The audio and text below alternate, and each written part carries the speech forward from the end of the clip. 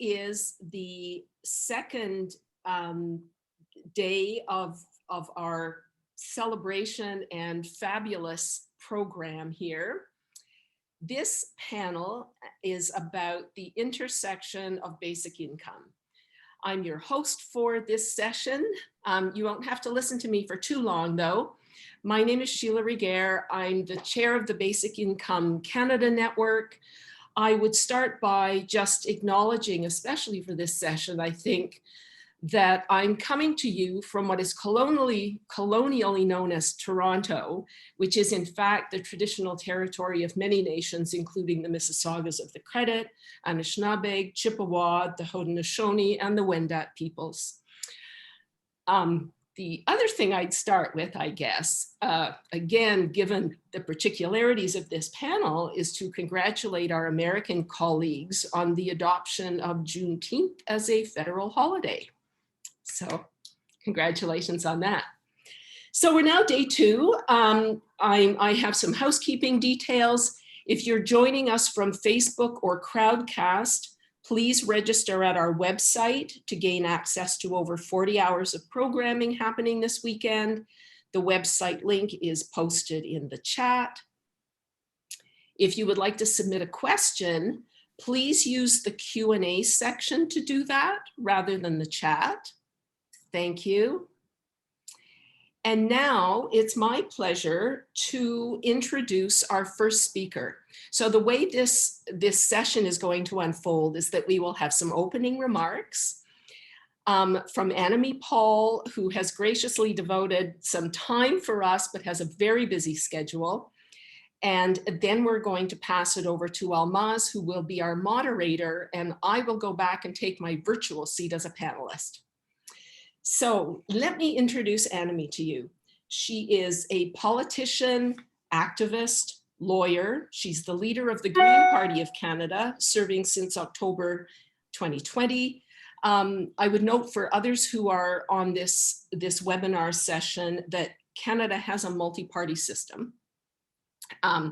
And so we have several. It includes the Green Party that's been at the forefront of the call for basic income along with environmental policy for a long time. So Annamie is the first Black Canadian to be elected leader of a federal party in Canada. She's also among a stellar group of political basic income champions, and she's held webinars on basic income where we've talked, that I've been privileged to participate in, where we've talked about race, class, gender, all of these different intersections and connections. She also has connections to the United States. Her law degree is from the University of Ottawa, but she also holds a Master of Public Affairs from Princeton University. So I'm delighted to introduce her to open this session on intersections. She knows them well. Annamie. I do indeed, Sheila, and thank you so much for having me. It is always such a pleasure to see you and be with you. It's one of the principal, champions right at the vanguard of this growing movement and momentum for what we call a guaranteed livable income and others call a universal basic income. I am here on the I'm normally on the traditional territories of the same as Sheila, the Mississauga of the Credit, the Anishinaabe, the Haudenosaunee, and the Huron-Wendat. I find myself today on the unceded territories of the Algonquin. And it is a real pleasure to be with you to talk about something that I believe, if we are able to succeed in seeing it implemented, will be profoundly transformational. So that is a real pleasure. And I wish everyone a happy Juneteenth in advance. I have a lot of family down in the United States, a lot of family, and I know that this is a day for celebration. I'm also part of the movement along with my sister and others here in Canada to see Emancipation Day recognized here. There was a motion passed in Parliament, but that's not quite the same thing as having it officially recognized as a national holiday. So we're partway there, but we're not all the way there. And it's particularly important to get all the way there because we, this year of all years, particularly with the terrible discovery in Kamloops, with the awakening of the continued anti-Black racism, recognizing the day when Black and Indigenous peoples were emancipated in Canada is incredibly important and long overdue. So coming to our topic today, and I'm going to keep my remarks, I promise, to the very brief period, because I think I'm just the warm up for the real act that's to come.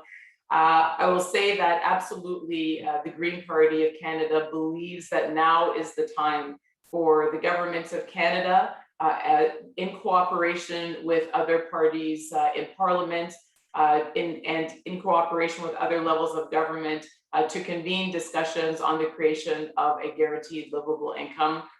We call it a guaranteed livable income just to stress that we're talking about a level of income that is truly livable wherever you may find yourself in Canada. And we believe that it is time to introduce a guaranteed livable income because we see it as a critical tool to meet the demands of our transformed society, the transformed nature of work, and to reflect the intersectional experience of people in Canada. Now, we all know that the pandemic has laid bare what many people experienced, but really was still slightly hidden or under the radar.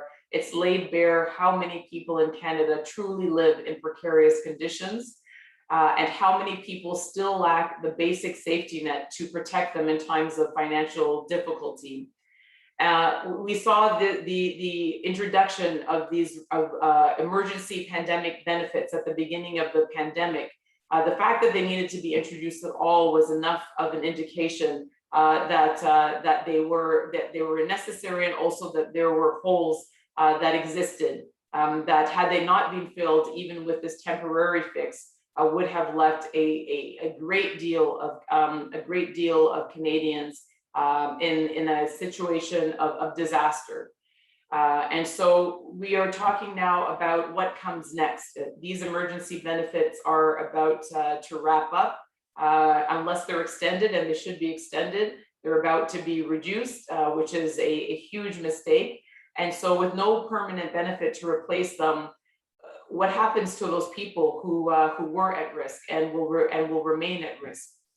Because we know that at one point in the pandemic, about 1/3 of people in Canada were still left without access to either employment insurance or the emergency benefits. And many of the groups, when we talk about intersections, contract workers, part-time workers, temporary foreign workers, students, and seniors, didn't qualify for those programs at one point, and we were scrambling to fill the holes. This is a really important session because it's really important for us going forward to not forget what we have learned and learned in a very hard way during these months of pandemic, which is that there are important intersections at play, and we are not all equally impacted when disaster strikes. The experience of every person is shaped by their many identities, whether it's gender, race, sexual orientation, gender identity, sexual orientation, and class, amongst others. We know that poverty intersects with and exacerbates inequities tied to race, gender identity, colonialism, and other forms of systemic discrimination.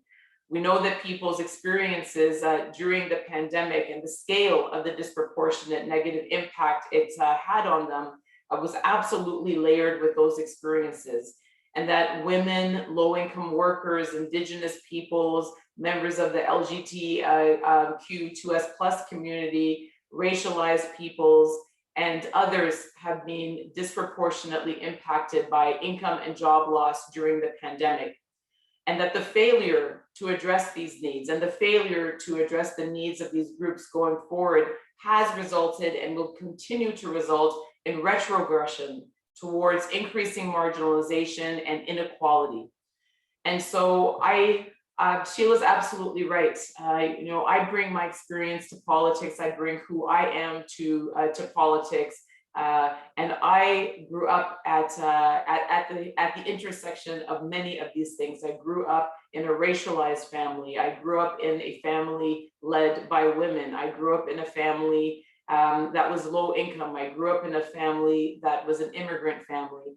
And so, you know, these things coming all together, when I think of how we would have been absolutely devastated by this pandemic during my childhood, I had an additional urge, an additional push to want to make sure that we move now to make sure that protections are better for people in the future.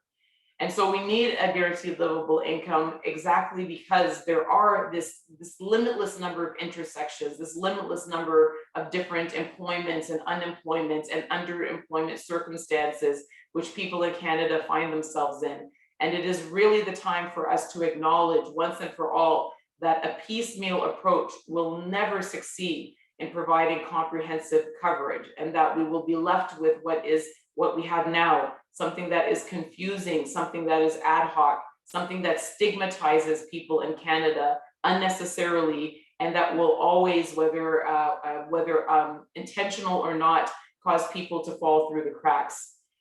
And so instead of the system that we have now, what can we imagine for the future that would be better?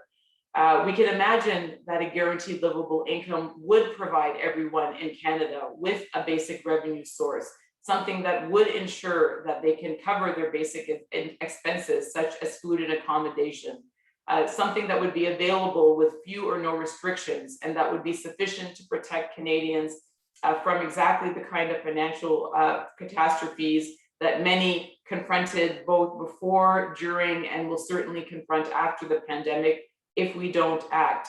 It's one that recognizes that we are different, that we all have a different experience, and that you have to design something that allows all of those experiences to be captured and to allow people to live in dignity throughout their lives. The big question in the room always is, can we afford to do this? Yes, perhaps we concede this, but can we afford to do it? More and more, we are building that case that absolutely we can. It was certainly a great benefit, a great boost for all of us when the parliamentary budget officer estimated that this would be a benefit that could reduce the number of people in poverty by up to 49%. That is a big number. That is an exciting number, and it was great to have that confirmation. And this is based on the Ontario model that was suspended, but where we were able to get some initial results from. The PBO also concluded that the impacts on the labor supply, which is the other question. Okay, so maybe we can this will reduce poverty, but it's going to prevent people from wanting to go out and get a job, which of course also plays into stereotypes about exactly the kind of people who might be most helped by such a benefit. And of course, it plays on those intersections again. But the conclusion there was that the impacts on the labor supply would be very small. And that such a guaranteed income would reduce overall payrolls by only about 0.5%, and that finally it was affordable. That by readjusting what we do now, what sort of piecemeal benefits we have now and tax credits we have now, that we could in fact design a doable, workable, guaranteed livable income in our country. And so this is something that could be comprehensive. It could be less simpler. It could be less expensive to administer. It could recognize those intersections of experience. And it is something, again, that the momentum is growing around. I want to point out that we have a pilot, a planned basic income pilot program for PEI, Prince Edward Island, that was recommended across party lines by their special committee, and which they're seeking government support to fund that pilot. And so this is really the future. This is really the fulfillment of the promise of the recognition of racial and social equality and justice. This is an element that we can no longer deny is critical to that. And so we lend our voice as the Green Party of Canada. We will always lend our platform to extraordinary advocates like Sheila to do her work. And we hope again that sooner rather than later, we can begin to see the movement towards what should be an inevitability, which is a guaranteed livable income. I'll call it universal basic income here too. Thank you so much for the invitation. Thank you so much for giving me some of your time and inviting me to be with you. Thank you so much, Annamie. That was great. And I think we'll all take from you your words of inspiration, but also of urgency and the importance of working across party lines, across many of our differences, and that collaborative action is really what we need now. Thank you so much. My pleasure. Thank you so much. Okay, it's now my pleasure again to introduce our moderator for the panel that's coming. Almaz Zelleke, you can wave, is a professor of political science at NYU Shanghai. She's written on distributive justice, welfare policy, feminist political theory. I've used her work, and the ethics of unconditional guaranteed minimum income. And if any of you saw the movie that was shown last night, you'll also know her now as a documentary film star. Over to you, Almaz. Thank you very much, Sheila, for that over-the-top introduction. I don't know about film star, but it was an honor and a pleasure to be involved in that movie, in Inherent Good. So thank you for mentioning that as well. So I would like to let you know that I am a professor at NYU Shanghai, but I am joining you today from Manhattan, from the ancestral land of the Lenape Nations.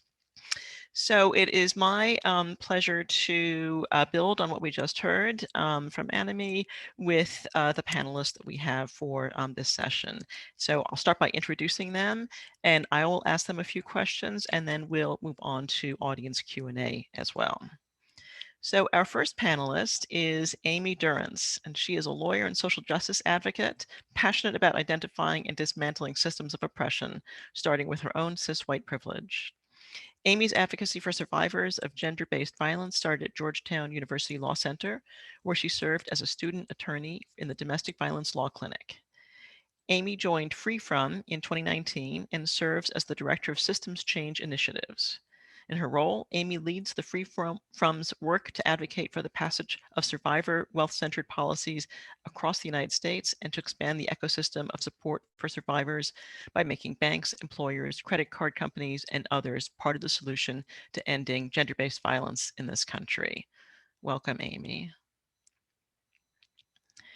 Next, the Reverend Dr. Liz Theoharis is co-chair of the Poor People's Campaign, a national call for more revival with the Reverend Dr. William James Barber II that organized the largest coordinated wave of nonviolent civil disobedience in 21st century America and has since emerged as one of the nation's leading social movement forces.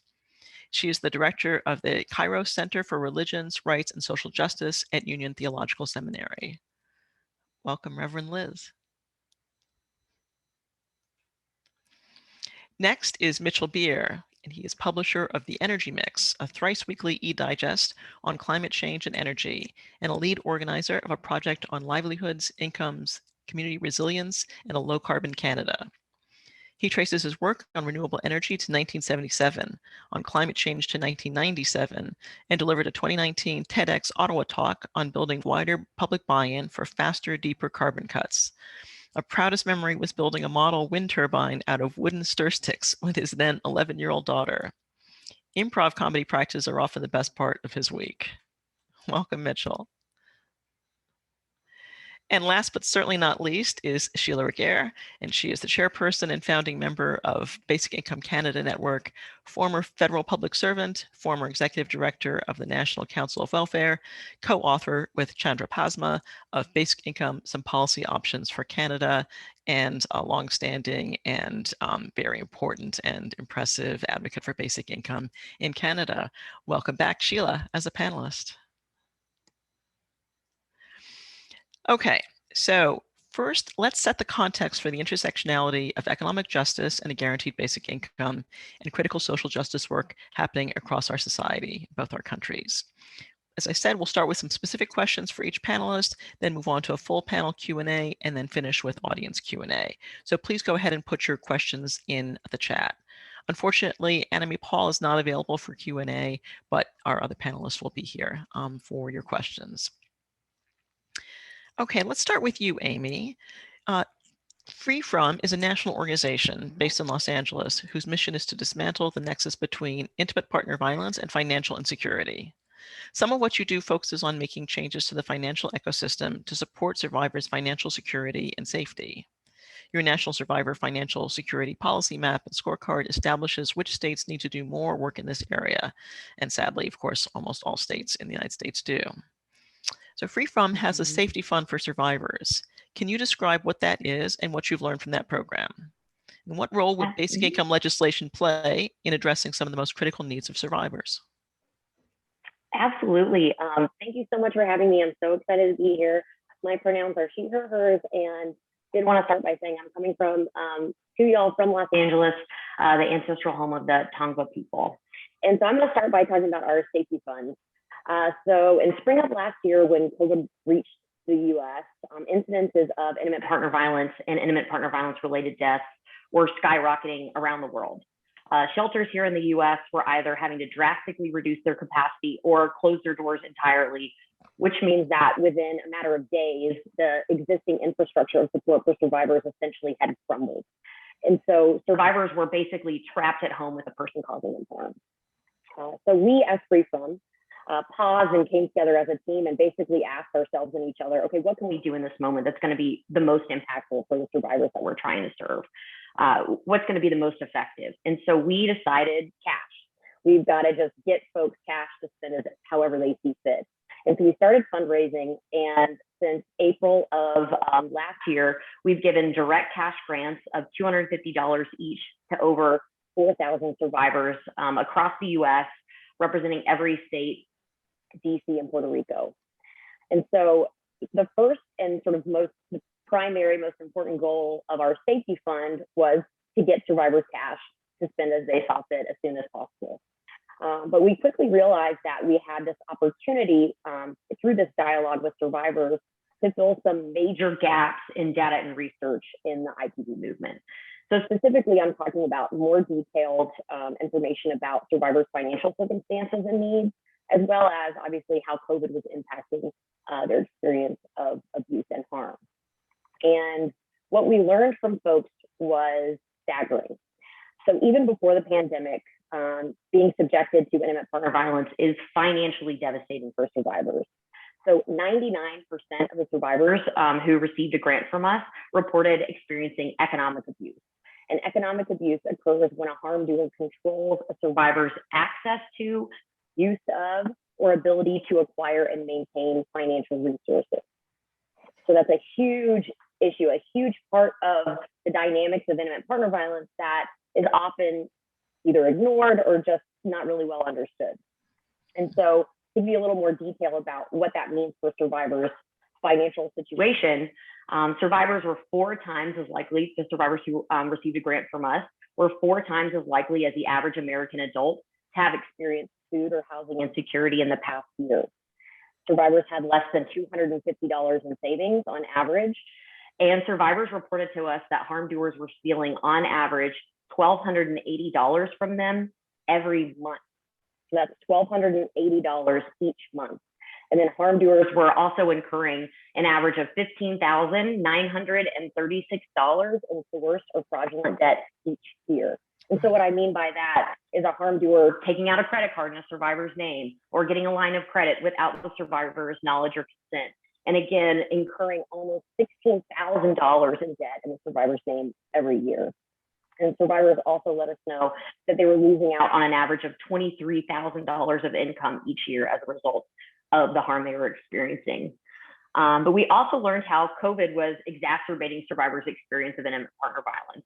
And so survivors told us that the top impacts were escalating violence, fewer financial resources, making it more difficult to get and stay safe, slowed court proceedings, delaying potential income like child support, and then theft of stimulus checks or of other COVID-19 related assistance. And so, in fact, we learned from folks who got a grant from us that 36% never received their stimulus check, didn't have access to their stimulus check, and at least 20% of that 36%, the reason they didn't get that stimulus check was because of economic abuse. So a harm doer either claiming them as a dependent on their tax return so that the survivor wouldn't have access to the check, or straight up stealing it out of the mailbox, et cetera.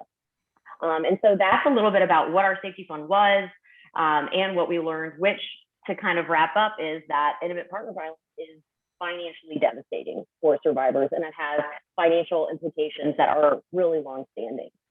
And then I know you also asked what role basic income legislation would play in addressing some of the most critical needs of survivors.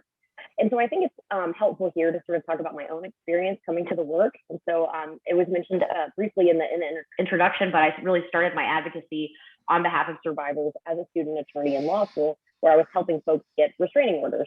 It was incredible work, very fulfilling, very necessary, but I quickly realized insufficient, because I would walk out of the courthouse with my client holding that restraining order in my hand, and they would still need a place to stay, money to buy diapers, clothes for their kids, groceries, childcare to try to go to job interviews, because most of them didn't have a job, didn't have income. They needed all of these things with no job, no income, no savings, no assets, no cash. So the majority of my clients ended up returning to the dangerous situation because they had literally no other option. And so that experience really showed me how insufficient crisis-focused support is for survivors. And in fact, the number one obstacle to safety for survivors is financial insecurity, with 84% of survivors reporting that not having enough money to support themselves or their children is their biggest barrier to safety. So financial insecurity is trapping survivors in dangerous situations. Survivors have only, on average, $452 to spend as they see fit, and that's for BIPOC survivors, that's only $407 compared to $630 for white survivors. So the problem is worse for folks who are BIPOC survivors. And so basically, survivors need money to get and stay safe. I mean, that's kind of the headline here, right? That's the big conclusion. And in fact, through our safety fund, survivors identified unrestricted cash to spend as they see fit as their number one most urgent need to get and stay safe. And so basically, you know, the universal basic income legislation would go a long way in helping survivors start building the financial security they need to get and stay safe long term, so they don't have to continue the cycle of going back because they just can't afford to do anything else. And while not every survivor leaves, and that's somebody's own individual choice, if you are planning to leave, you've got to have some liquidity in order to cover those costs, like relocation costs, et cetera. And so suffice it to say, universal basic income legislation would be a massive move forward in disrupting the cycle of intimate partner violence in the United States. Wow, thank you for that. So one of the things that you're implicitly emphasizing is the importance of the individual nature of a basic income, because you mentioned that some of the people that you work with did not receive their stimulus checks, which were sent to the households rather than to individuals. So I wonder if even having that individualized basis of income on a regular basis would help even within the relationships, even before people get to the point of leaving. That's exactly right. And that's in fact one of the reasons that we're such advocates for direct cash for survivors, is because what we've seen for grantees of our safety fund is that an early inflection of cash can help folks not have to reach that moment of peak crisis. So I think a really good example of that is one survivor who received a grant from us. And again, it was $250, so it's not a significant amount of money, but this particular survivor was able to fix her car and explain to us how that had all of these cascading impacts. So there was a court order in place with this survivor and their harm doer. They had a shared child, and it was basically saying when and how the survivor needed to bring the child for custody visitation from the harm doer. And it was very specific and detailed about where and when, all those kind of details. And the harm doer said, if you do not follow this order down to, you know, every single letter, I'm going to take you to court. I'm going to get custody of our kid back, and you're going to have so many legal fees. You're not going to know what to do. And so with a car that didn't work, that was all of a sudden seems like a really big possibility. But with the $250 we were able to give her, she could fix her car, make it to all those meetings. And so, typically she would have to wait to that moment of peak crisis. All of a sudden now she's having to miss work, find childcare, go to court, pay for an attorney, even if she could. All of a sudden that cost is huge. When we were able to just give her $250 before she reached that, and she didn't even have any of those costs. So not only is it a transformative resource for survivors, but it's also extraordinarily cost effective, because we took a look at what states were spending every year for crisis responses to intimate partner violence. And I think it was in North Carolina, but one of the states here in the United States, we have it cited in one of our reports. I think the average was over $1,000 per incident the state was spending. Well, we were only spending $250. And so you've got kind of the benefit of showing that not only is it transformative, but in fact, it's going to save folks money. Yeah, that's so interesting. I mean, even thinking about what the investment saves other groups in the future. I also think that one of the points that you made that's really critical for the debate about basic income and thinking about what's practical or doable, at least in the first instance, is that we often think that $250 is a small amount of money. How can that actually change anything? And what you've described is that what many of us in this panel may think of as a small amount of money can be transformative for people who don't have any money of their own. That's right. And in fact, we ask survivors, how much do you need right now to be safe? How much do you need right in this moment to get and stay safe? And the response remained remarkably consistent from the time we had 20 applicants to the time in that first round we had about 2,000. And it always stayed between $700 and $800. And in the scheme of things, that is not, that's not that much money compared, especially when you take a look at the breakdown of how much the government, state and federal, is spending on these in these situations. So, thanks so much. All right, now let's move to the Reverend Liz Theoharis. And your Poor People's Campaign has a core set of demands to address the fundamental rights of poor people. These include addressing systemic racism, anti-immigrant policies, and First Nation, Native American, and Alaska Native rights. You focus on efforts to strengthen voting rights, resource access like clean water, and major reforms to our prison systems. Underlying all of this is the role that poverty plays in diminishing access to and representation within our systems, economy, and power structures. So part of your Jubilee platform is to establish a universal and guaranteed income of $2,000 per month for adults and $1,000 per month for children and dependents, with an opt-out at 400% of the poverty line.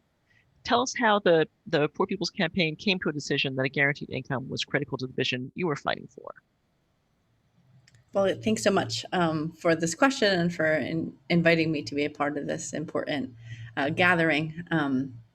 As I was listening to the overall framing of this discussion, and we're hearing some of the statistics about the realities of poverty and inequality in Canada, that felt like we should bring also those realities in the United States, where there's 140 million people who are poor or one healthcare crisis, job loss, emergency storm, from desperate kind of economic ruin. And it's in light of that the Poor People's Campaign and National Call for Moral Revival has put forward this kind of bold set of policy demands that does have right at its center a guaranteed adequate income. That comes out of both the kind of needs and demands of poor people that are organizing, as well as looking at history. The Poor People's Campaign today takes some inspiration and some guidance from the 1967, 1968 Poor People's Campaign that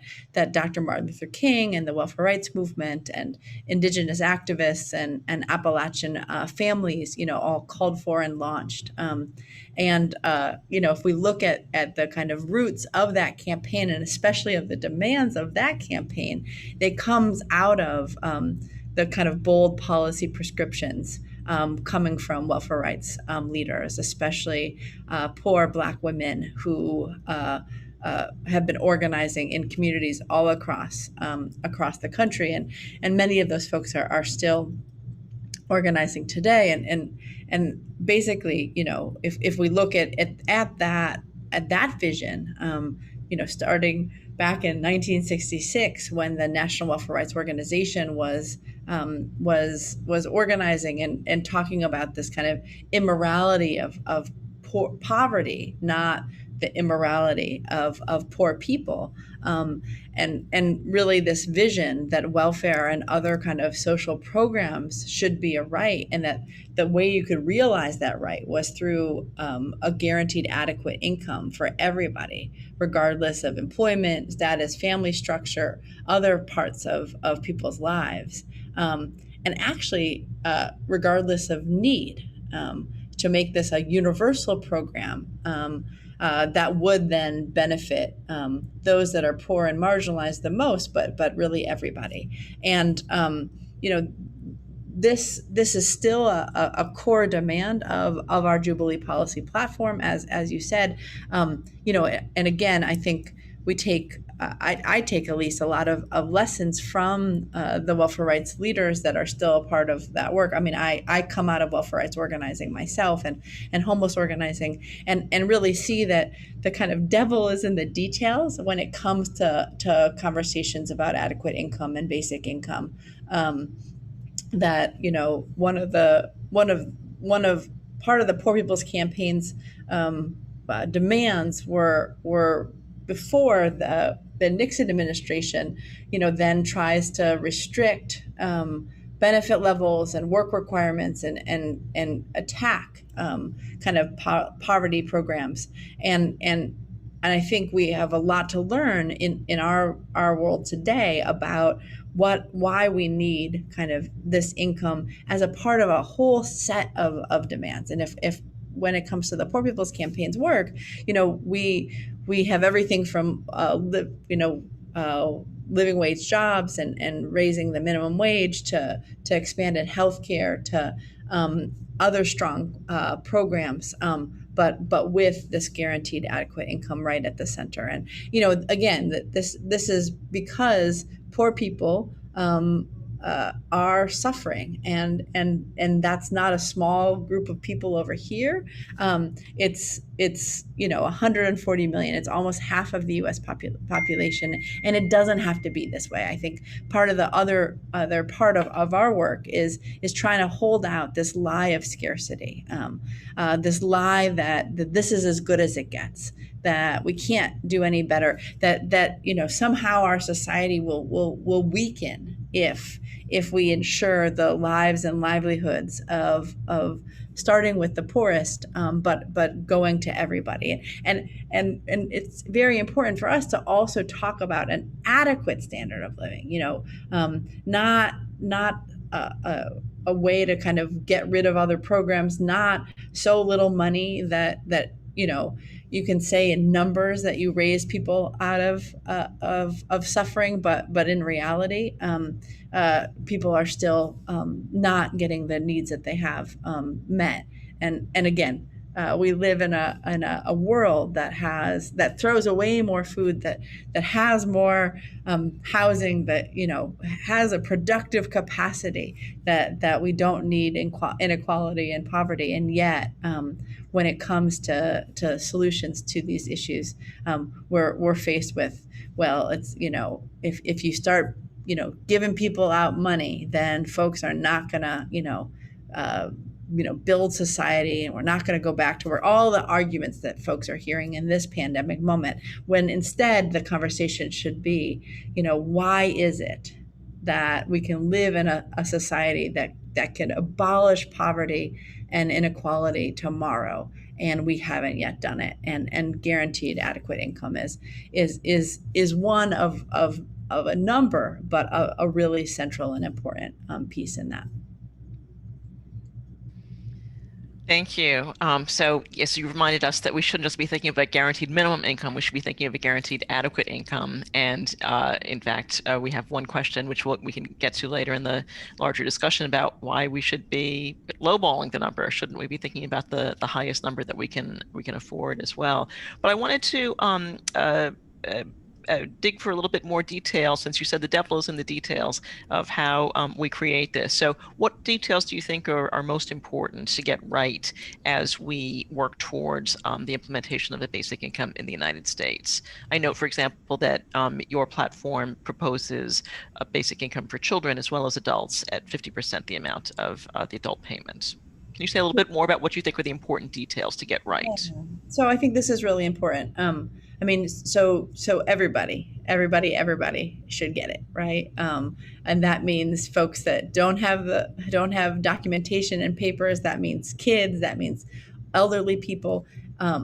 So for one is the universality of the program, and not huge barriers to being able to access it. Two is that there shouldn't be work requirements attached to it, and nor other kind of qualifications, right? We can't have this divide of who's deserving and who's undeserving. That serves nobody, and it leads to public policy that actually hurts everybody. In addition to not having work requirements and other kind of requirements attached, this isn't a solution to everything. And so therefore, it's not that we eliminate all these other welfare programs. We eliminate Social Security. We cut. We make sure that wages don't have to have as much of a higher minimum. It's that this is one of multiple programs that is going to be able to address inequality. And so you have a guaranteed income, you raise wages, you make sure there's other strong welfare programs, you make sure that that this isn't just a subsidy for corporations that don't want to pay their workers or don't want to give them the kind of protections and dignity that everybody deserves. And you include that caring for young people and older people and sick people, is work connected to needing an adequate income for everybody. And so there's more to say, but again, you have to have a bold and full vision, and connected to that. The last piece I'll say is that you also have to measure poverty and inequality accurately. Right now, we have a poverty line in the United States that dates back to the 1960s, and it was inadequate then. And it basically says that if you're a single person and you're making $12,800 a year, you're not poor. But there's not a place in this country where you can afford to rent an adequate house with that little bit of money, right? So as long as the poverty line is so low and is so disconnected from transportation, housing, healthcare, childcare, the issues that the costs that we have as a society, then we don't accurately assess who actually is experiencing poverty and low wealth and low incomes.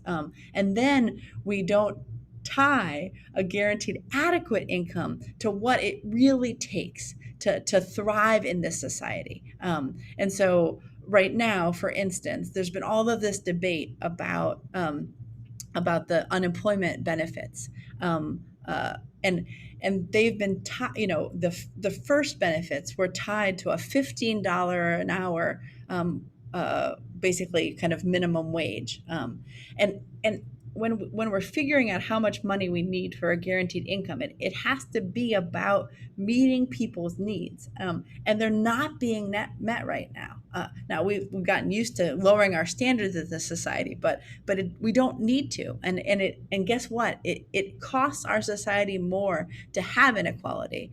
Child poverty costs $1 trillion a year. So it costs our society more to have inequality than it does to resolve it, especially with something like a guaranteed annual income. But we have to do it, and we have to measure it, and we have to do it well. Great, thanks for that. So clearly what you're advocating is what some of us in policy circles call basic income plus, not basic income minus. It's not basic income instead of the supports that we have, the other kinds of social service and social safety net supports that we have, but basic income in addition to those. And thanks too for mentioning the question of measuring poverty. You're right that it is a truly antiquated measure that we use. There are some revised measures, a supplemental poverty measure, and other organizations have slightly some better ones. But really, if we think about the fact that people who are in poverty are those who never get ahead, right, can never save any money, we know from other measures that about 50% of Americans have no savings or really very inadequate savings to protect themselves in the case of any emergency. So we're really talking about a larger need than what we just think of typically as the poor. Okay, right, so much more we could say about that, but let's switch gears a little bit and move on to the climate and to Mitchell. So Mitchell, the leader of the Green Party of Canada, has talked about the connections between environmental and basic income objectives. I think it's fair to say that for many people, these connections are not so apparent, or that people see them in limited ways, like concern about what going greener means to workers in the fossil fuel industry. I understand that you have a major new project underway that looks at how climate action and basic income can support each other in diverse community circumstances, and that this work is funded by the federal government. Can you tell us how it came about, and how will it work, and how it can help move the needle forward in the basic income and environmental movements? Thanks very much, Almaz. I wanted to say, Liz, while you were speaking, I just kept wanting to find the applause button on my Zoom dashboard and couldn't find it, so that was a frustration. Yes, the way this project began is that for quite some time now within the climate community, and within the trade union community in Canada and in the US as well, there's been a major focus on the language and the practice of a just transition. And the basic reality is that as we phase out fossil fuels, we're on a deadline to cut our global greenhouse gas emissions 45% by 2030, and that didn't come out of thin air. We get that from the science. And to get the rest of the decarbonization done by mid-century, that's going to mean a managed phase down of fossil fuel operations. Anybody here from the US knows better than I do that coal is crashing in your country, and from a climate point of view, that's really good news. From the point of view of making sure that people and households and communities that have depended on the coal fields for generations, it's challenging news. And at the other end of the story, I hope it also means a life without black lung disease, but getting from here to there is challenging. In Canada, we are on a 2030 deadline to phase out our remaining coal-fired power plants. But the big challenge, you'll hear it referred to as either the tar sands or the oil sands. And one of the things we argue about in Canada is what to call it. We should be arguing about what to do about it. But the concern is obviously that there are a lot of jobs and well-paid jobs within the fossil fuel industry that are at risk as we phase out a product that fries the planet when used as directed. And there's a much longer conversation about some of the spin we get back from the fossil fuel industry about how they're trying to decarbonize their operations. But the short form is that it has to happen. And it has to happen in a way that no one's left behind. I am, for anybody who's familiar with the sort of the geography and the politics in Canada, I'm based, I was going to say, I'm seated in Algonquin and Anishinaabe territory, also known as Ottawa. So I'm probably the worst person to presume to speak for Alberta, which is where the tar sands or oil sands are located. But what I hear from friends and colleagues there is that one of the best ways to get a really good lavish eye roll is to go to Alberta and say, hi, I'm about a just transition and I'm here to help you.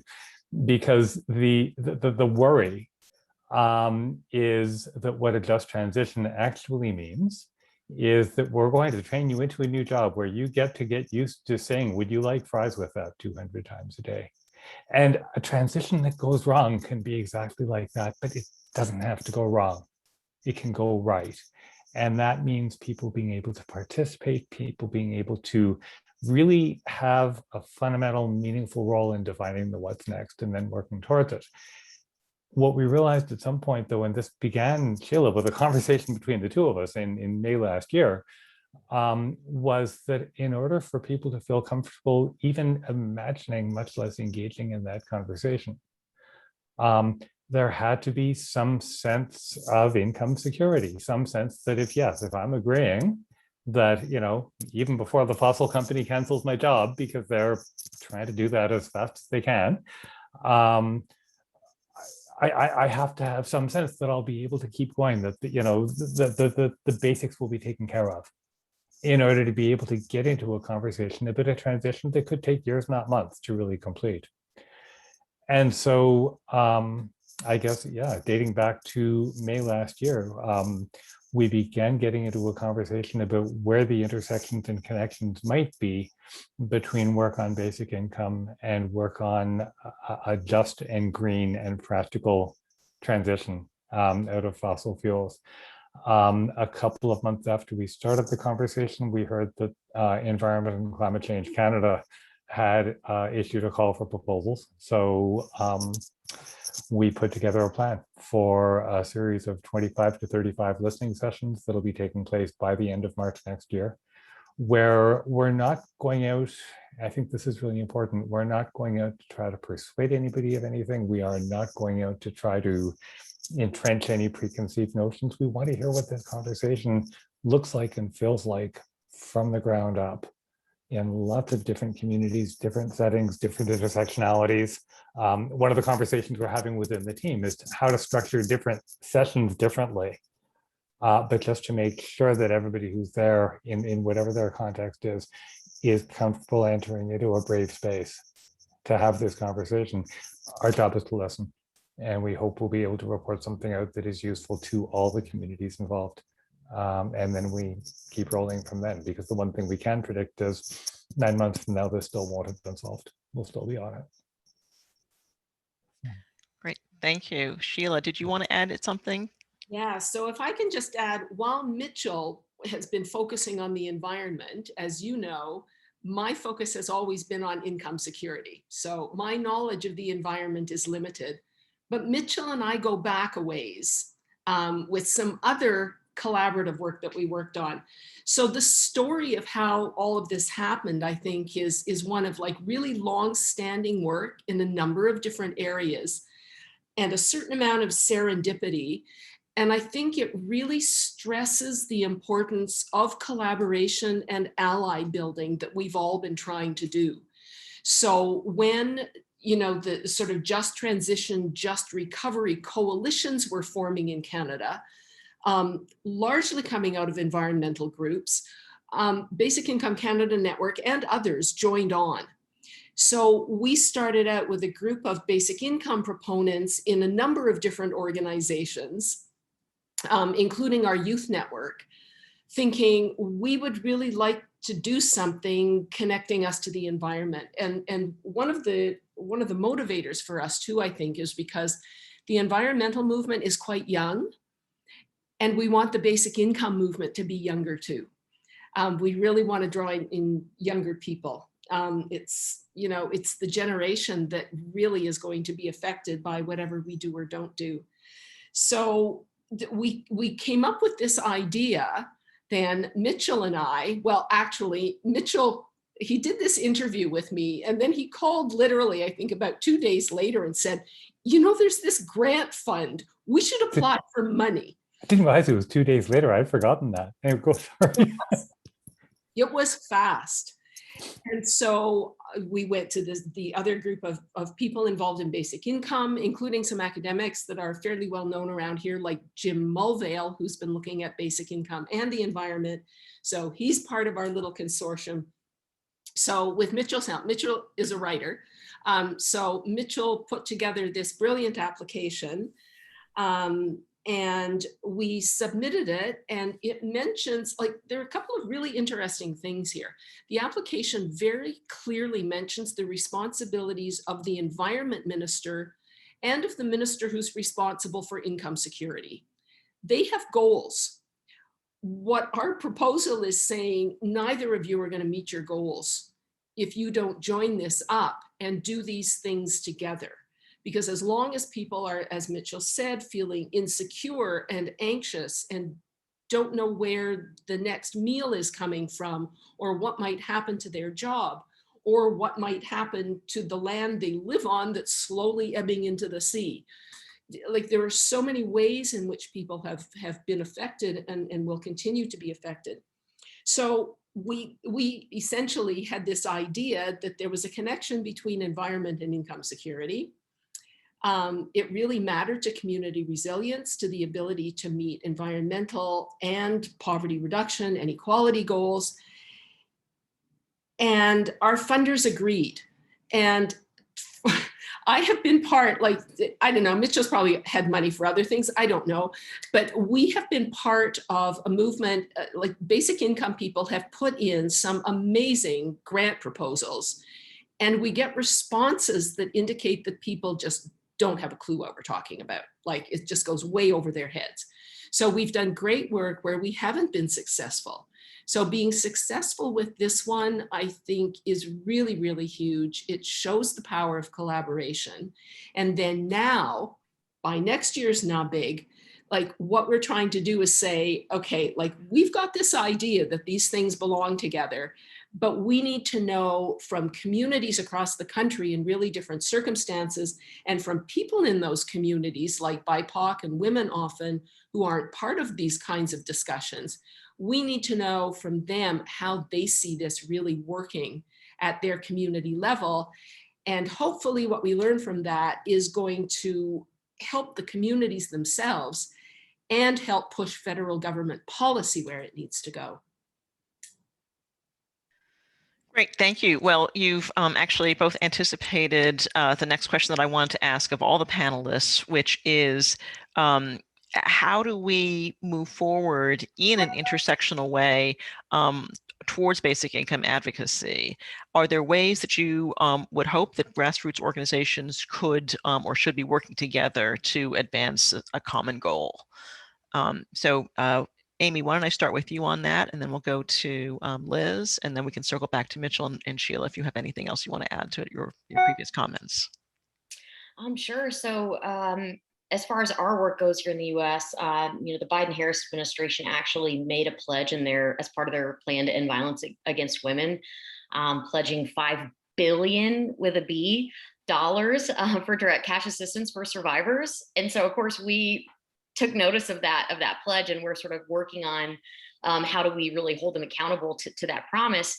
But, as you've mentioned, and as all these great panelists have sort of already been talking about, this is something that would be helpful for everyone and would really reduce inequalities across the board. So as far as Free From, our advocacy as the biggest sort of direct unrestricted cash program for survivors in the United States, we've been looking across sectors, which, by the way, is something that the intimate partner violence movement could do a little bit more of.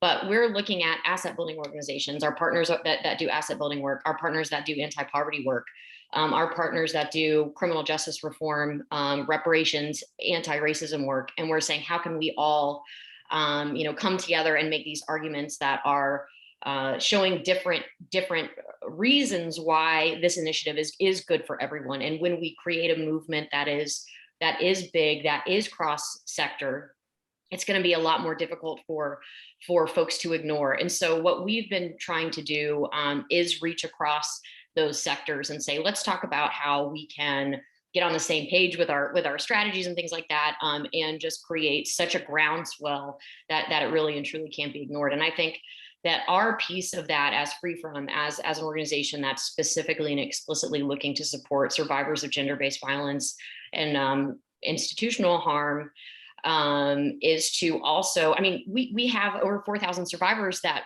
have received cash from us, right? So part of what we're working on is how can we create the space and the tools to help those folks tell their stories directly to the folks that are making these decisions, because that's going to be the most impactful piece there, right? So rather than us trying to speak for people, we're thinking about how can we, because that's a whole nother sort of thing, right? Is that access to justice, access to the political process, to policy making process it's a very exclusive thing, right? So we're trying to create spaces, tools, resources so that we can just help the folks who have been impacted, who can talk about the transformative nature of direct cash, so they can directly be advocating for their own needs, for the needs of other folks. And so that's really where we see our place in the United States, at least. And it's really exciting to be in a part of this moment where folks are actually, it feels more realistic than ever before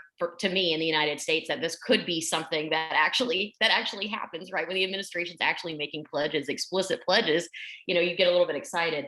But it's all about, for us, how can we amplify the voices of the folks that are impacted by this issue, and how can we do so in coordination with folks in the asset building movement, with folks in the anti-poverty movement, with folks in the criminal justice reform movement. So that's really where we are and what we're trying to accomplish here in the U.S. Well, if I can call one of our attendees out, I know that there's at least one person who's very interested in this idea of having ordinary people tell their stories about what unconditional cash means to them, either in your context or in the context of the stimulus payments. Keiko, I'm talking about you. I know you're out there. All right, Liz, what about you? What are ways in which you think that we could all work together, and different grassroots organizations that have different priorities can come together on the basic income question?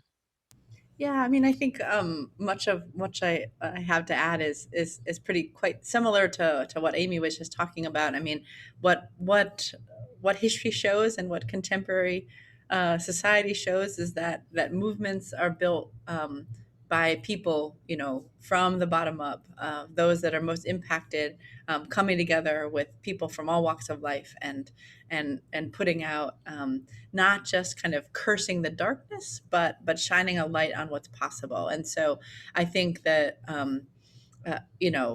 what that looks like is, some showing up and shining a light on some of the beautiful organizing that is happening. I think one of the things that I've noticed in the recent kind of conversation about the child tax credit and other kind of things that are kind of connected to income and guaranteed income in the United States is that folks almost are talking about this coming as like a brilliant idea from policy folks. And I love policy folks, and some of my closest friends are policy people, and yet what it looks like when we actually look time and time again is that these brilliant ideas come from people whose backs are against the wall and can do nothing but push, or in the words of Dr. King, the poor and dispossessed live in a cruelly unjust society. If they can be helped to take action together, they will do so with a new and unsettling force in our complacent national life. And I think that that's what it's going to take for all of us to come together, and we can come with the issues and the silos that we're working on, and then be kind of pulled into a movement that's growing, that's being led by those that are most impacted, who have no choice but to organize, and organize again, not just against what's killing us and shortening our lives, but what's for, and will lift up our lives, including this income that is adequate and universal. One of the things that you remind me of, you mentioned earlier, is the National Welfare Rights Organization movement for more expansive, first a more expansive welfare, and then moving on to a guaranteed income. There was also the Wages for Housework movement in the 1970s. There were welfare claimants movements in Canada, in the UK, other places as well. And so one of the issues, I think, that led to the lack of success in terms of actually getting a basic income at that time for those movements was, divisions between men and women, and then also racial divisions. So it's a struggle to get past the divisions that are imposed on us by the people who want to keep the status quo the way it is. And I'm wondering, in particular, with relation to the racial divide, which is arguably a big part of the failure of the the move for guaranteed minimum income in the 1960s and the failure even of President Nixon's family assistance plan. Do you think that the events of the last year around the murder of George Floyd and the rise and spread of the Black Lives Movement, to include members of other communities as well, do you see that as a hopeful sign that maybe this time that won't be a divide that keeps us from achieving our goal? Well, we have to figure it out, right? We have to make sure that all these lines that are dividing us don't continue dividing us. And then we come together. And I think if we look at kind of policy history, again, we're living in another moment, at least in the United States right now, where we may make some of the same mistakes that have happened before, and we cannot allow that to happen, right? Right now, we're debating infrastructure and jobs and extending, stimulus payments and child tax credits. And what's standing in the way is the filibuster, which is a racist relic of the past that has been used over and over again to particularly attack Black families, Indigenous families, people of color, and divide folk from others. If we look at the history of the New Deal, the Social Security Act, and leaves out domestic workers, farm workers, tipped workers, sub minimum wage workers, and there's been even some conversation in over the past couple of months where we're talking about raising a minimum wage, but will it include the sub minimum wage workers? Again, another relic of our racist policies and system, and so we cannot allow that to be the case when it comes to living wages, to expanding healthcare, to broad infrastructure, but also to some of the great strides that are being made right now on social welfare programs and on guaranteed income, and what we are trying to do in the Poor People's Campaign, and what so many movement folks are doing, are pulling people and bringing people together across these racial and geographic lines, with poor people of color in the lead. Because we have this saying in our work: when you lift from the bottom, everybody rises, right? And so if there's gender disparities, if there's racial disparities, well, guess what? If you lift from the bottom, if you make sure that everybody is included, everybody's in, nobody's out, that actually lifts everybody. That makes that we can't reduce racial disparities or gender disparities by bringing other people down. You got to lift everybody up, and that is possible in this moment, both because we have the resources, but also because I think people and movements are not going to be sold out and divided in the way that unfortunately has happened in the past, and we're going to have to keep on fighting to win that. Great, thank you. In some ways, I think you've said it all, but Sheila and Mitchell, is there anything you want to add on this before we move on to the next question? Oh my goodness. Yeah, there's so much to talk about. I just love everything that everybody's been talking about so far. And I think it's so hard. I mean, one of the things that we've found is that people just get fatigued. I mean, there are people who have been fighting these things for so long, which is why I mentioned youth earlier, that, the more people we can bring in to, keep the movement and keep the coordination going. I think we're in a pretty good place that in Canada that we're getting more and more towards a sort of cohesive, not just a cohesive movement, but a fairly cohesive sense of where the policy framework really needs to be. And I think we might be closer than the States in that, but we're still quite fragmented. And I think part of that is COVID, part of that is the size of our countries. So, it's similar in the States to Canada. In one of the earlier panels today, Claudia Leduc, who's in Quebec, in Montreal, was connecting with another Montrealer and realizing, oh, we live in the same city, we're all doing these different things, but because of the way life is, we're kind of fragmented. And I think it's a lot of work to bring that together. It's happening. And I think one of the challenges we're working on now is finding a way to bring it together so that you see it all wrapped up in one big bow, so that governments can't ignore it. It's not a few people over here talking about basic income and racial justice. It's not a few people over here talking about missing and murdered Indigenous women. And it's, not people worrying about, losing fossil fuel jobs. It all fits together. So we have to find a way of really conveying that message to governments.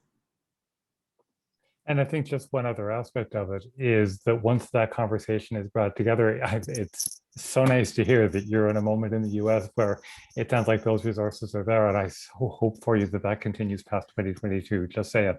But we're rooting for you. Yeah, really. But what we're already following the Senate races. But what we're very aware of is that we have a limited contract, we have limited funds. As I said before, this will be tied up, but it won't be over after 9 months. The structure of our project, quite deliberately, is that we will be working through community partners in the different geographies where we hold the listening sessions. Although the sessions will be all or mostly virtual, they still will be geographic, that people can find each other and interact on that basis. The hope, the expectation is that we'll be working with community partners that are already doing the kind of listening and outreach and intersectional work and alliance building that we've been talking about in this session, that they'll already be doing this, that the resources we can bring to them will help them extend that, that then after that, they will already have the context and the capacity to carry on beyond the period of time that we're out there.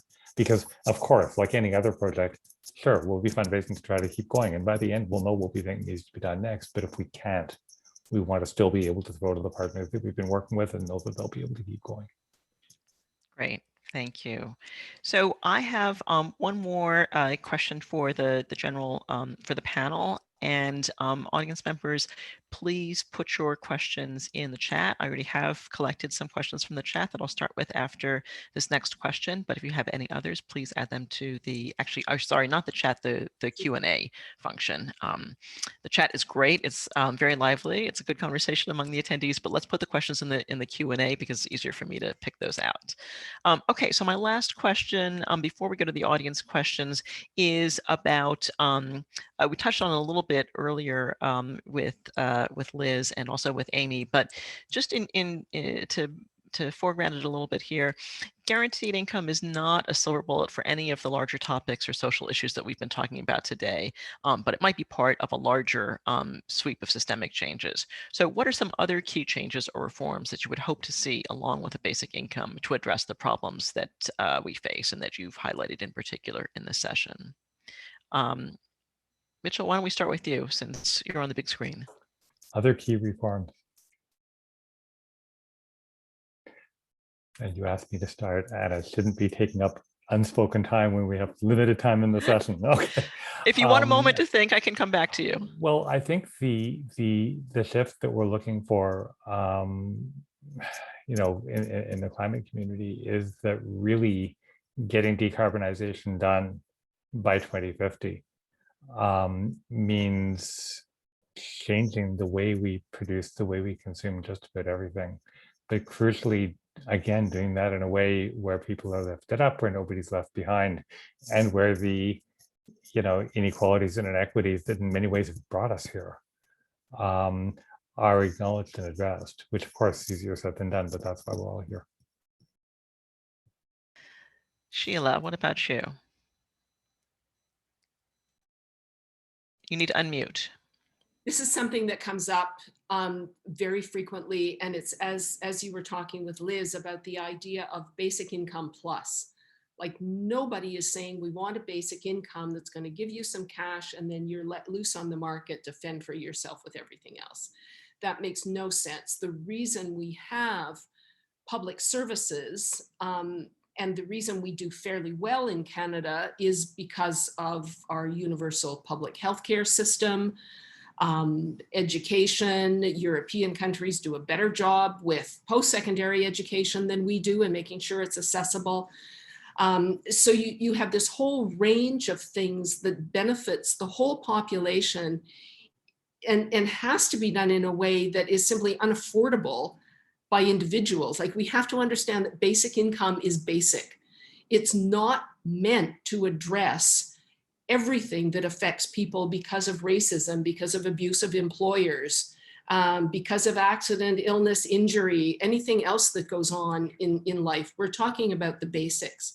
So it works in synergy with all of these other systems that we need to ensure that there is fairness and justice in the way things work. All right, thank you. Thank you, Sheila. Liz, you already addressed this a little bit in your comments. Do you have anything else that you want to add? No, I'm good. We'll keep it moving. Okay. Amy, what about you? Sure, just quickly, I would say for in the gender-based violence, intimate partner space, intimate partner violence space, we're looking for a complete narrative shift, framework shift in how we approach and deal with gender-based violence, intimate partner violence.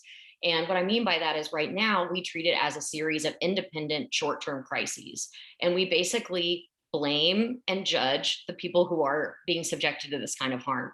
Like, what did you do to get yourself in this situation? Why didn't you leave? Why did you stay? And we're asking for, demanding, advocating for a shift in that framework of, this is not a series of private independent problems. This is a systemic economic equity issue.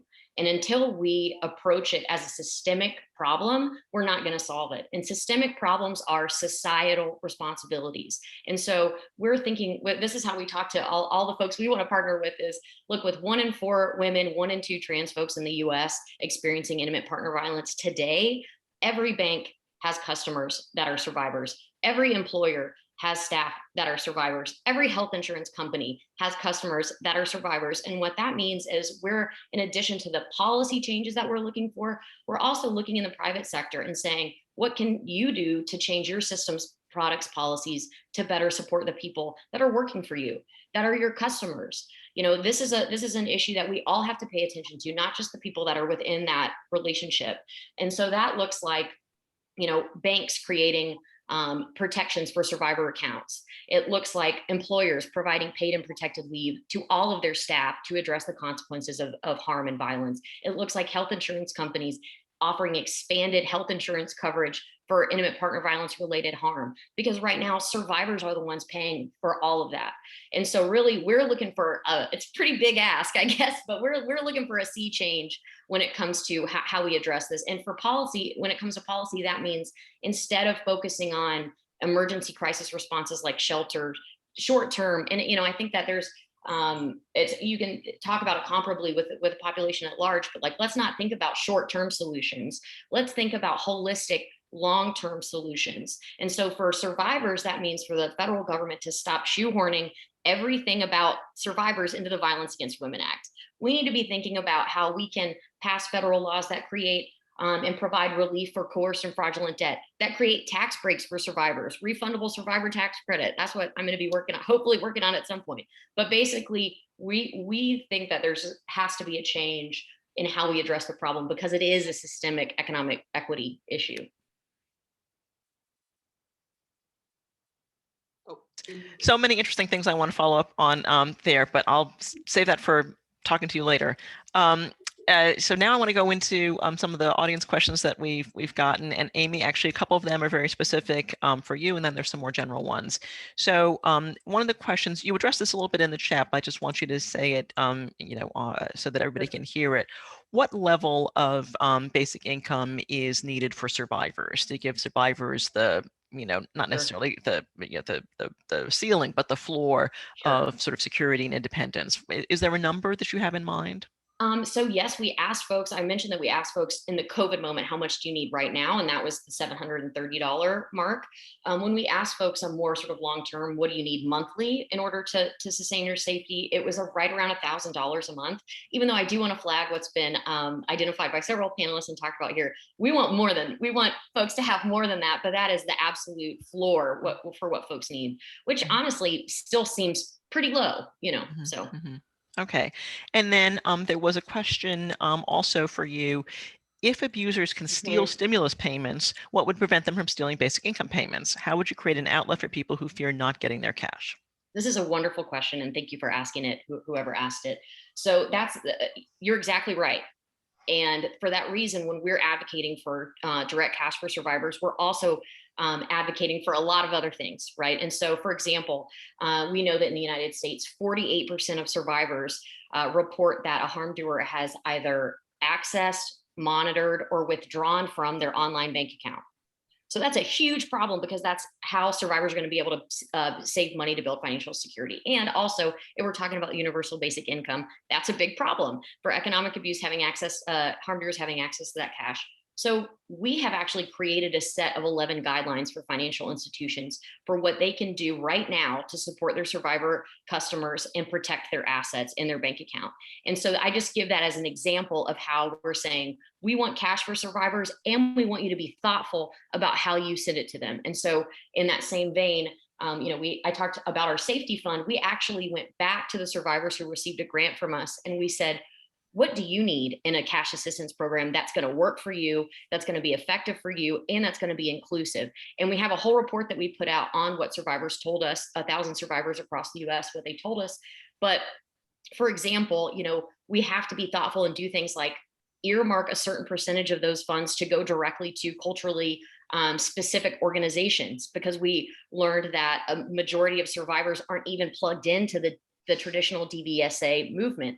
And so I guess I just bring that up as an example to say, as we're advocating for direct cash, we're also advocating for intentionality and thoughtfulness in how that cash would be dispersed to survivors. And it can be simple as saying, how can we safely reach you? How can we safely get you this money? And giving survivors a broad range of options of how they can receive it. So I really appreciate that question. It was a great one. Great. Well, maybe you could put the link to the report in the chat, so anyone who wants to see more about that can find that. Okay.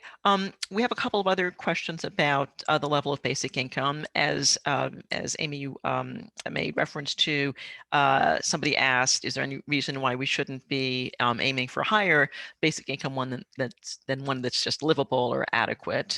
Before I turn that over to the rest of you, let me also throw in a couple of more questions about level, and then I can ask each of you to address it. There's another question about whether basic income should go to the truly rich. Is there a cutoff? Do any of you think that there should be a cutoff in terms of the basic income going to people only below a certain income or asset level? And should basic income take into account different costs of living in different areas? So let me just ask each of you who wants to speak on that to speak very briefly, because now we've got a lot of questions from the audience, so just a minute or so to answer those questions. Who would like to start? Sheila, go ahead. Okay, Liz, this is where the policy wonk comes in. If somebody can find it and put it in the chat, the report that Almaz mentioned as she was introducing me, called Basic Income, Some Policy Options for Canada. We go through every bit of detail you could possibly imagine in thinking about how we structure a basic income that could work in Canada, what the level should be, what the reduction rate should be, how you fund it. And the results show some really interesting things about what happens and how you compare the more income tested kinds of things that make sure that the rich don't get their check and we don't have to worry about them paying it back, because they'll find ways to hide it. But we've designed 3 models that actually produce fairly similar outcomes in terms of reducing poverty and inequality, and making sure that individuals and households get what they need. So, I mean, there's a lot in there, but our level is something that approaches, we have different poverty measures. So ours is around, in today's dollars would be around $2,000 a month, which was what our emergency benefit was to begin with when COVID hit. So even the federal government acknowledging that that's about what people need to get by here, that was an important development. Okay. Does anybody else want to join in on that one? No. Oh, Liz, go ahead. Just our kind of the general set of questions that you put out. just want to say a couple of things. I mean, one is we resist the kind of indexing by region for wages, for income, because it again plays into this like deserving and undeserving. And, you know, part of why right now in the kind of living wage and minimum wage debate, someone like Senator Manchin can say, well, he doesn't support a living wage, the $15 an hour, but he supports $11 because that's what the people of West Virginia need. Like that's just not true. A living wage in West Virginia right now would be $23 an hour, and so this indexing by region is it's just a way to kind of to pit people against each other. And so when it comes to policies, like universal policies should be universal. And when you get into something different, then that's where I think real troubles kind of creep in. I mean, we have in the Poor People's Campaign said that folks should be able to opt out of these universal basic income payments, starting at like 400%. But the idea there is that there's still universal programs, but then those that do not need these resources don't need to take them. But again, the minute that you start putting qualifications on that, part of the reason we can see the success of Medicare, the success of Social Security is in their universality. Okay, so then to push you a little bit on this, there's a question for you specifically that says the Poor People's Campaign supports single-payer universal healthcare policies that replace existing means-tested healthcare policies such as Medicaid, the Affordable Care Act subsidies, and CHIP, the Program for Children. Why apply a different standard to UBI replacing existing means-tested cash and in-kind programs? So I think the question here is saying, why not a universal healthcare program? Isn't that equivalent in a sense to a universal basic income? So I appreciate this. And, I think much of the agenda of the Poor People's Campaign comes out of the organizing and movements that are on the ground right now. And that many of the ones that we're connected to have put forward this kind of universal basic income proposal. And so we've included that in our agenda because that's where the kind of power of people organizing is.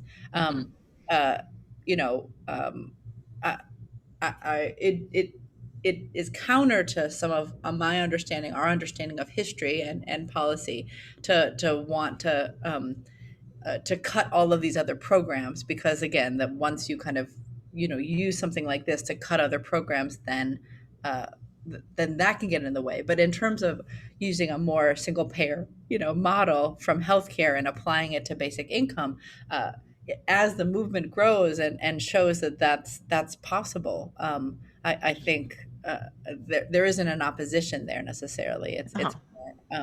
It's more coming out of the needs and demands of people.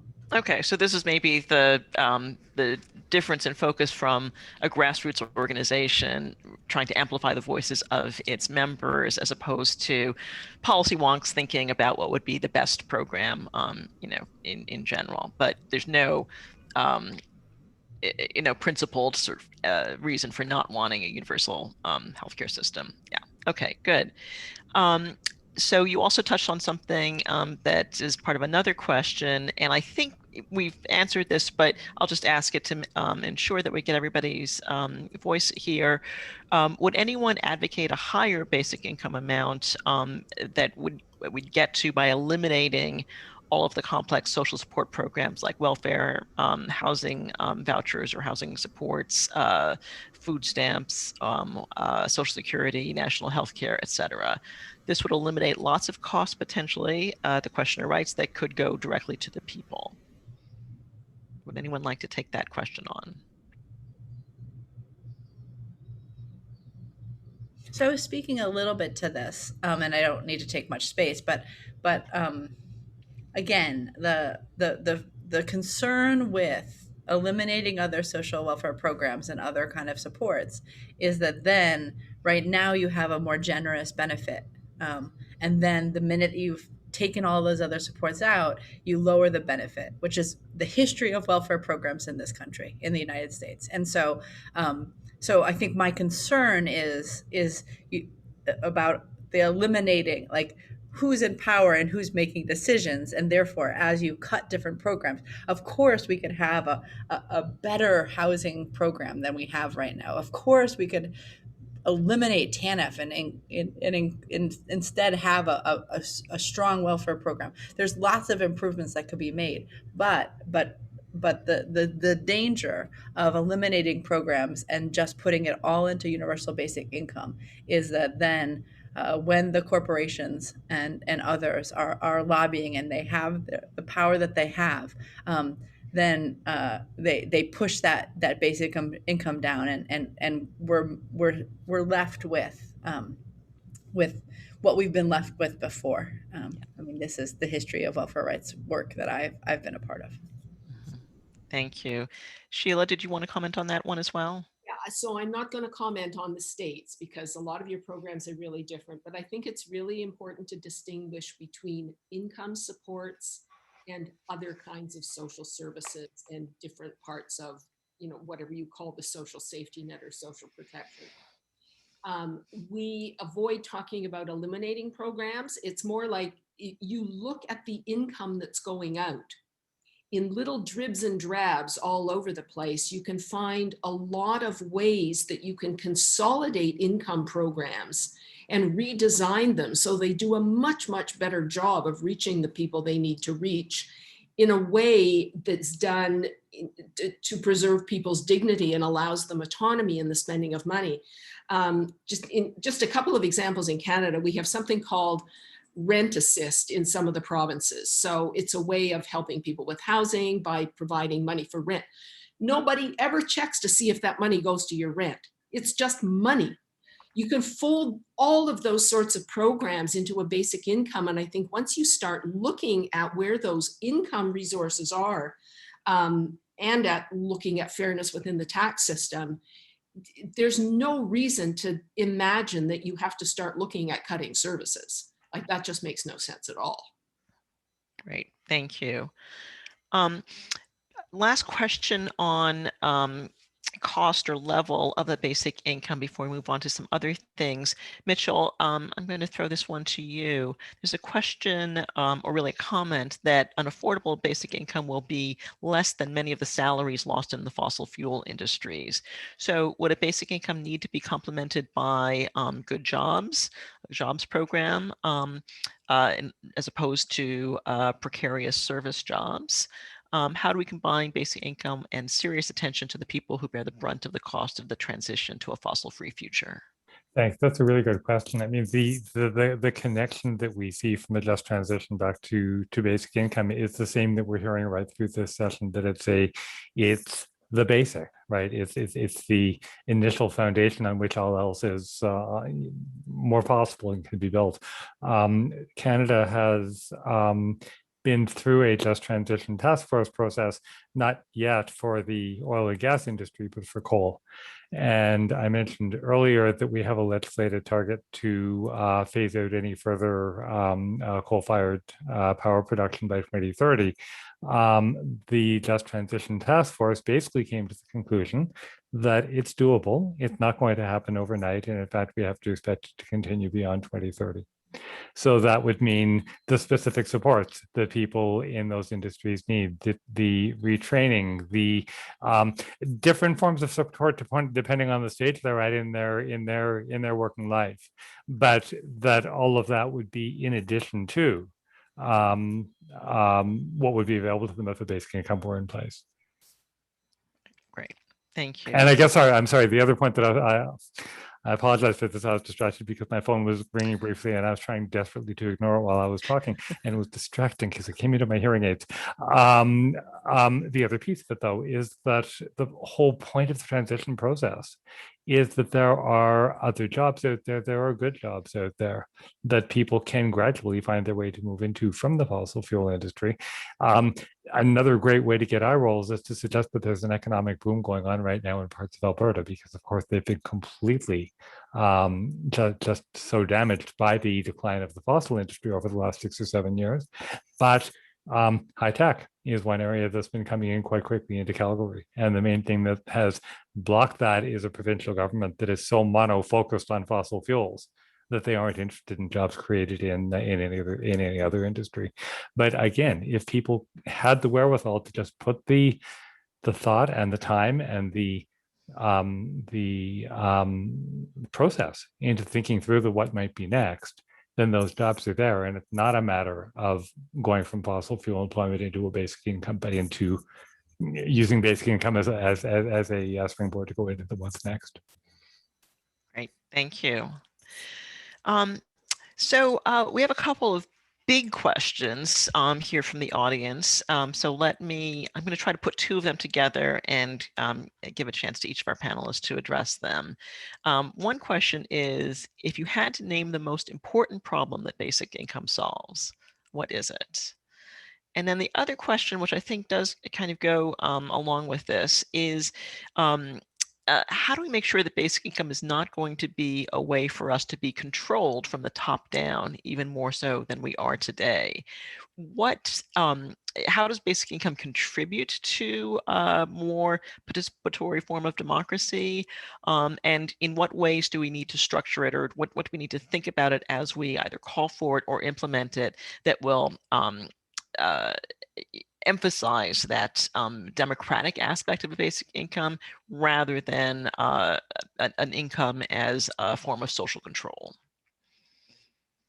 So tiny questions. Liz, I think I'm going to start with you. What do you think? Yeah, so they're not tiny at all. And I mean, to me, the basics of why we need a guaranteed adequate income, basic income, is because we have to show that everybody has a right to thrive, and not just barely survive. That's a slogan that the welfare rights movement developed, and it still is applicable today, right? And right now, at least in the United States, that's not the common sense, and it could be, and it should be. And so we can use this movement and these policy proposals and show that's.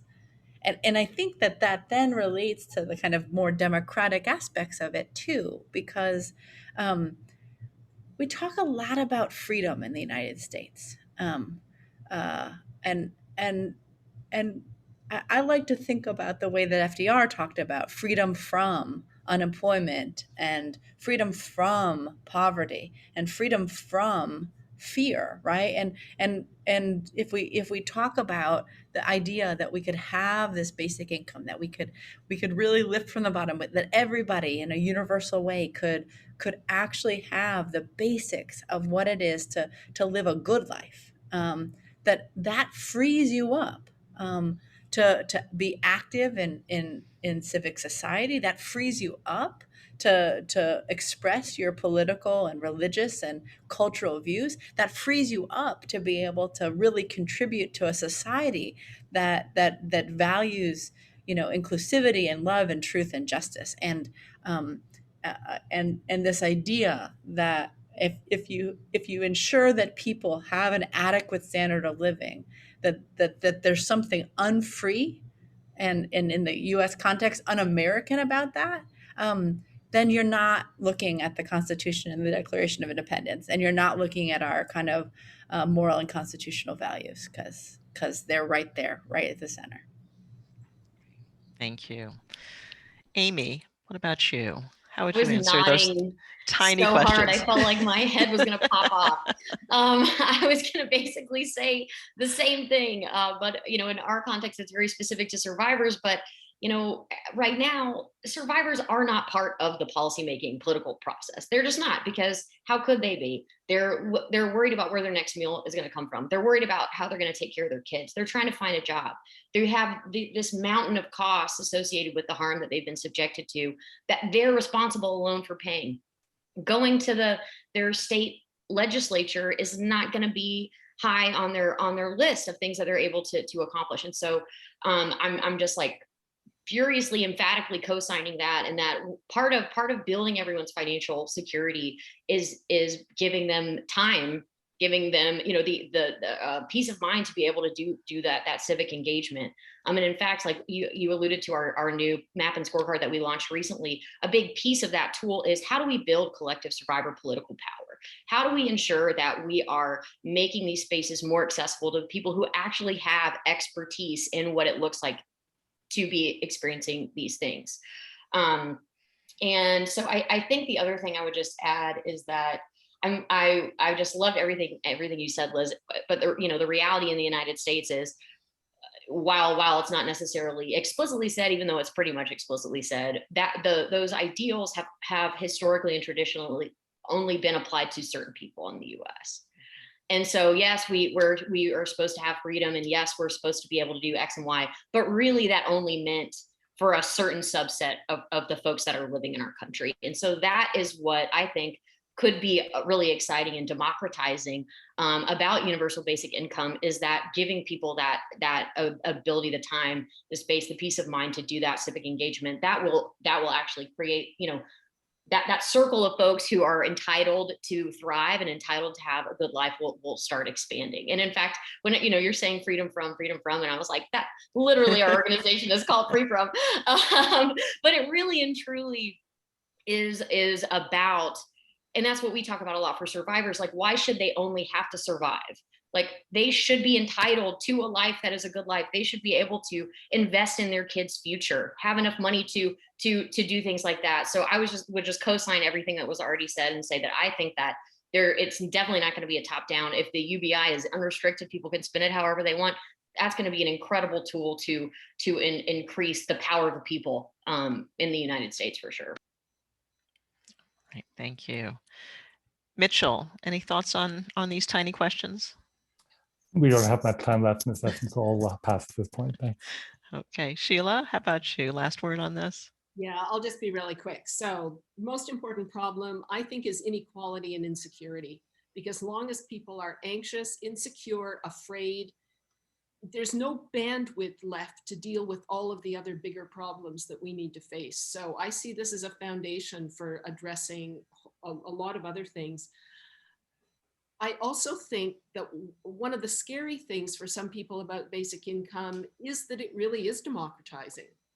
And for a lot of our politicians who are there because they've had privilege and whatever, like, this might look like a little bit too much democracy. And in terms of market freedom, you again will learn what the market really looks like when people have money and they start realizing that what we really need to spend our money on is good food, adequate shelter, environmentally sound practices in our lives so that we don't kill the planet, ensuring that we're healthy, that we have time to care for each other, to cooperate, rather than buying yachts and aspiring to all kinds of things that we really don't need. Mm-hmm. Right, not necessarily producing all the things that we're producing, but having time to enjoy the things that we already have produced. Yeah. So we are just about out of time. I think that what I'd like to do at this moment is to thank each of our panelists for joining us today and for their insights into not only basic income and the arguments for basic income and economic security in general, but really paying attention to the intersectionality as it was intended by this panel of different identities and how they make particular members of our community vulnerable in ways that, if anything, demand even more a basic income than a basic income is needed for the general population. So let me thank you in order of appearance: Amy Durrance from Free From, the Reverend Liz Theo Harris from the Poor People's Campaign, and Mitchell Beer from the Energy Mix, and Sheila Reguer from everything from Basic Income Canada, NABIG, and so much work in the past on basic income. Now I would like to thank you all, to audience members and participants, for addressing this keynote session. And if you would like to continue the conversation on basic income, you can head over to Kumo Space during the break to network and socialize. I'm assuming that somebody has, yes, somebody's put that in the chat. And if you enjoy the session, we have more coming up. So please check out the conference website for the full schedule. The next keynote session is Pilots, Data, and the Drive Toward Cash Policies at 6 p.m. Eastern Time, followed by a writing workshop on future